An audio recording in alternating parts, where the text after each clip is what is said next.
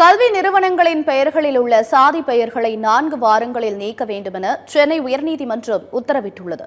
தென்னிந்திய செங்குந்த மகாஜன சங்கத்தை நிர்வகிக்க சிறப்பு அதிகாரியை நியமித்ததை எதிர்த்து தொடரப்பட்ட வழக்கை விசாரித்த சென்னை உயர்நீதிமன்றம் சாதியை ஊக்கப்படுத்தும் சங்கங்கள் பதிவு சட்டத்தின் கீழ் பதிவு செய்ய முடியுமா என்பது குறித்தும் பள்ளிகளின் பெயர்களில் உள்ள சாதிகளின் பெயர்களை நீக்க முடியுமா என்பது குறித்தும் விளக்கமளிக்க தமிழக அரசுக்கு உத்தரவிட்டிருந்தது.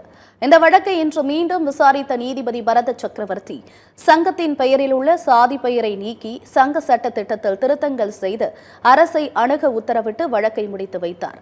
மேலும் சங்கங்களின் பெயரில் உள்ள சாதி பெயரை நீக்கி சட்ட திட்டங்களில் திருத்தம் செய்ய வேண்டும் என்று அவ்வாறு திருத்தம் செய்யாத சங்கங்களை சட்டவிரோதமான சங்கங்கள் என அறிவித்து அவற்றின் பதிவை ரத்து செய்ய வேண்டும் என்றும் உத்தரவிட்டுள்ளார்.